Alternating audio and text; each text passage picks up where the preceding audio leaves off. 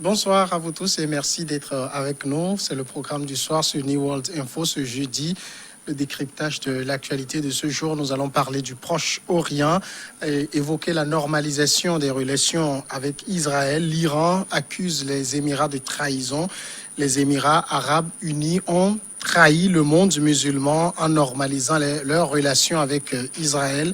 C'est ce qu'a jugé mardi le guide suprême iranien, l'ayatollah Ali Khamenei, dans une série de messages sur son compte Twitter, dans sa première réaction à cette percée diplomatique entre l'État hébreu et un nouvel État arabe après l'Égypte et la Jordanie.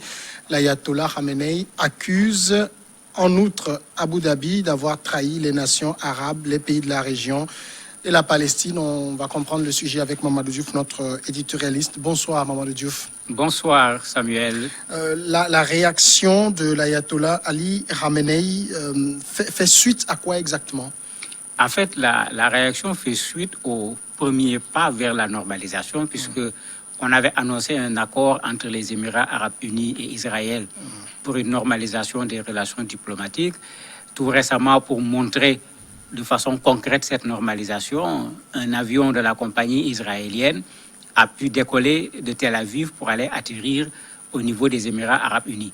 Et l'Iran, qui avait déjà réagi dès l'annonce des accords, avant même la signature, est revenu encore sur cet accord en parlant de trahison de la part des Émirats arabes unis par rapport à la communauté musulmane de façon générale, mais de trahison également par rapport à la cause palestinienne, puisque les Émirats arabes unis font partie de l'OCI, tout comme l'Iran, et les gens s'étaient engagés à ne jamais accepter de normaliser leurs relations avec Israël tant que l'État palestinien ne sera pas recréé avec au moins les frontières de 1967. On est très loin de cela aujourd'hui et les Émirats, malgré tout, ont normalisé leurs relations. On peut dire que la réaction de l'ayatollah Khamenei, c'est en défense à l'État palestinien. Mais bien sûr, les Iraniens ont de tout le temps défendu la cause palestinienne depuis l'imam Khomeini qui avait cette expression qui faisait très peur d'ailleurs aux Israéliens, puisqu'il disait que si chaque musulman prenait une casserole d'eau bouillante et versait sur Israël, l'État d'Israël va s'évaporer. Pour montrer que les Iraniens ont toujours été prêts, à la limite, à utiliser les armes pour pouvoir libérer la Palestine. Et ça se voit également dans la position d'Israël par rapport à l'Iran. Israël fait tout pour qu'il soit isolé dans la région.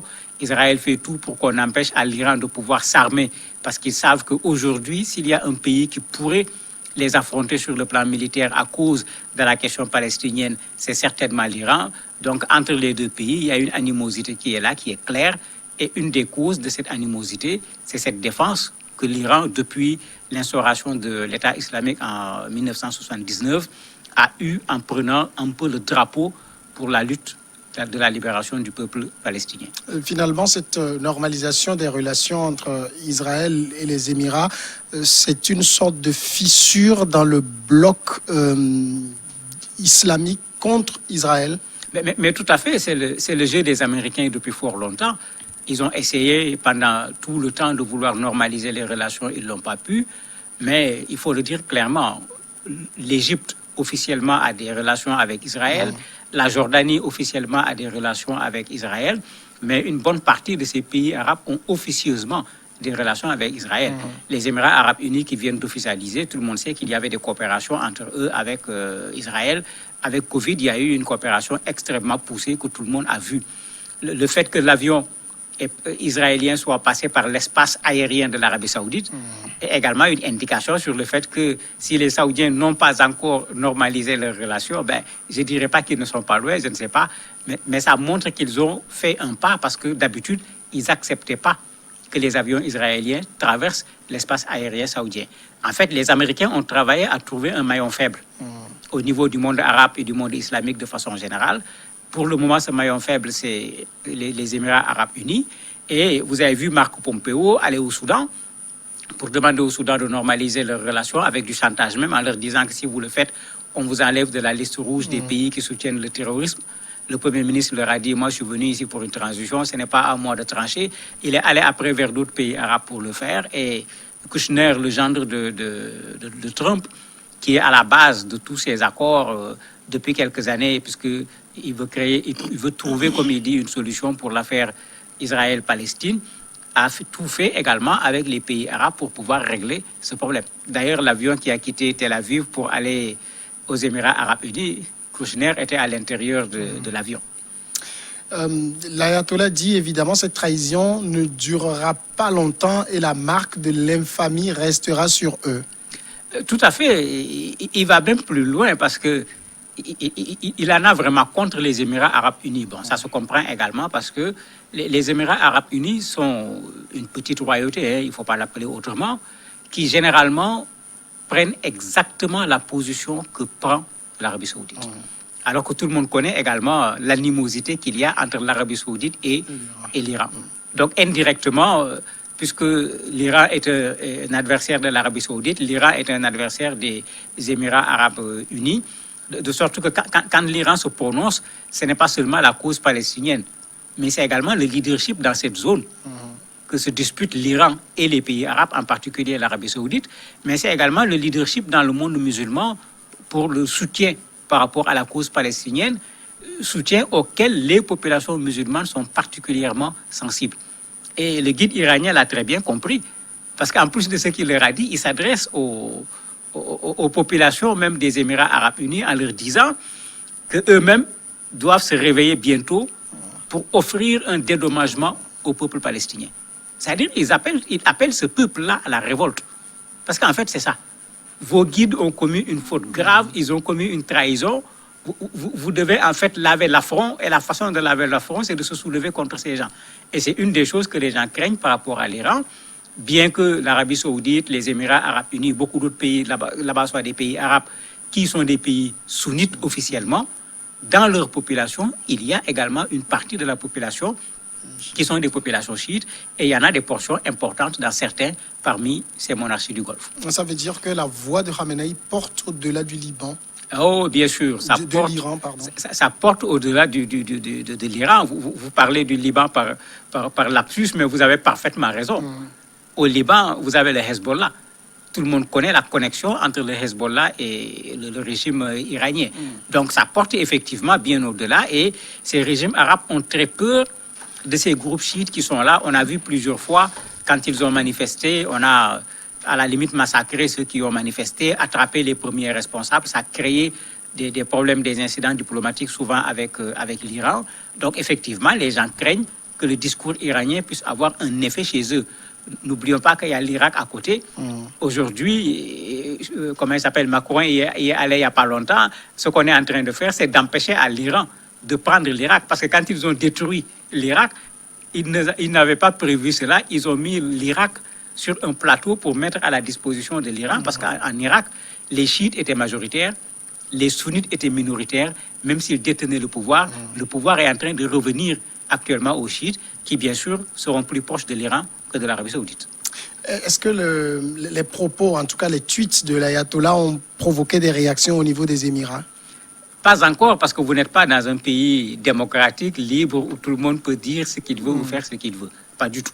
Ça a provoqué des réactions chez les Palestiniens, puisqu'à Naplouse, tout comme à Jérusalem, on a soit brûlé les effigies de Trump, de Netanyahou, du prince lui-même, du roi Zayd, ou bien on les a mis par terre et puis on les a piétinés pour montrer le manque de respect qu'on a par rapport à cela. Mais le faire au niveau des Émirats arabes unis, il faut être très courageux pour le faire, parce que c'est clair que tant que c'est possible, ils ne laisseront personne manifester contre. Mais s'il y avait la possibilité de manifester, l'essentiel des Émiratis, si on leur demandait leur avis, ils vous diront clairement qu'ils préfèrent la cause palestinienne à une normalisation des relations avec Israël. Mais cette liberté d'expression n'existe pas dans cette royauté. Mais ce ne sont pas juste des tweets ou les mots de l'ayatollah qui vont faire reculer les Émirats et tous ces pays qui finalement sont dans la logique de la normalisation avec Israël. Bien sûr que non. Il ne faut pas oublier que Trump en a fait son cheval de bataille depuis le début de son mandat.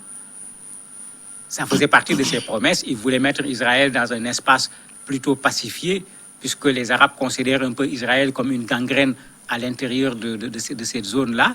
Il y a cette promesse qu'il avait faite, les élections s'approchent, il fallait qu'il décroche quand même quelque chose, d'autant plus que Covid est venu gâter ses cris de victoire sur le plan économique au niveau des États-Unis. Il faut qu'il trouve quand même autre chose pour pouvoir présenter dans son bilan. Donc Trump a fait ce travail à travers son gendre, et ils ne vont pas laisser les Émirats arabes unis reculer, parce que s'ils reculent en ce moment, ce sera un véritable échec pour les États-Unis. Au contraire, je parlais tout à l'heure de Pompeo, qui est allé plutôt voir comment faire pour que d'autres pays viennent. Il y a même le Washington Post qui dit que le prochain pays, c'est le Maroc. Je ne sais pas si c'est vrai ou pas, mais il y a un éditorialiste de Washington Post qui dit que le prochain pays, c'est le Maroc, alors que pourtant, dans le cadre de l'OCI, c'est le Maroc qui est en fait, j'allais dire, la tutelle de la Palestine. C'est eux qui détiennent ce qu'on appelle la commission Al-Quds, qui est chargée de lutter pour que les Palestiniens puissent retrouver leur État.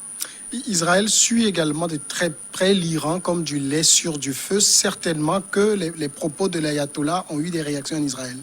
Mais bien sûr, en Israël, tout ce qui se fait en Iran est suivi.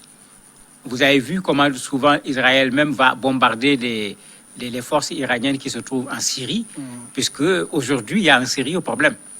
Malgré tout le bavardage diplomatique, l'Iran qu'on essaie d'endiguer, puisque c'était ça la stratégie américaine, ça ne marche pas. L'Iran est en train d'avoir la main sur l'Irak. L'Iran est en train d'avoir la main sur la Syrie. L'Iran a déjà une main au niveau du Liban. Mais si vous regardez, malgré tout ce qui est en train d'être fait, malgré les embargos, malgré tout ce qui est en train d'être fait, l'Iran continue à exercer une influence dans la région, et une influence qui est en train, non pas de se rétrécir, mais de s'agrandir. Et c'est toutes ces inquiétudes qui font qu'aujourd'hui, il y a de la précipitation, en quelque sorte, pour qu'on mette les autres d'un côté pour en faire un bloc contre l'Iran. Et mettre Israël, bien sûr, du même côté. L'Iran va se retrouver tout seul dans cet espace géographique qu'il partage avec essentiellement des pays arabes et Israël. Mais on comprend aussi, on est dans une partie du monde où, quand on prend les Émirats arabes, l'Arabie saoudite et autres, c'est des États extrêmement riches. Face à cela, est-ce que l'Iran fait vraiment le poids? Oui, l'Iran fait le poids parce que l'Iran a du pétrole. En fait, l'Iran a subi une guerre que lui avait imposée l'Irak par l'intermédiaire des États-Unis. Tout le monde se rappelle de cette guerre Iran-Irak pendant 10 ans, qui a empêché à ce pays de décoller. L'Iran subit des embargos depuis toujours de la part des Américains, mais malgré tout, les Iraniens fabriquent des voitures. Quand vous allez au Sénégal, les taxis jaunes sont des taxis iraniens qui ont été fabriqués par les Iraniens. Pendant la guerre sous embargo, ils ont dû se débrouiller pour fabriquer eux-mêmes leurs pièces de rechange. En fait, on fait tout pour empêcher à ce pays de décoller, parce que si l'Iran prend le leadership dans cette zone, les Américains savent qu'ils vont tout perdre dans cette zone-là. Raison pour laquelle tout est fait pour les empêcher de bouger. Donc attention, l'Iran ne parvient pas à montrer sa puissance. On ne lui donne aucune occasion pour pouvoir le faire. Quand les Américains mettent leur embargo, ils ne s'arrêtent pas aux entreprises américaines. Même quand une entreprise européenne veut s'approcher de l'Iran, ils sont prêts à sanctionner l'entreprise. Et tout ça fait qu'on essaie d'étouffer ce pays depuis 1979, mais il continue de respirer. Ce qui veut dire que si on avait laissé libre ce pays, certainement, ils auraient pu être un exemple dans la sous-région. Mamadou Diouf, merci d'avoir répondu à nos questions. C'est moi qui vous remercie. On passe à la pause, et juste derrière l'invité de ce jeudi.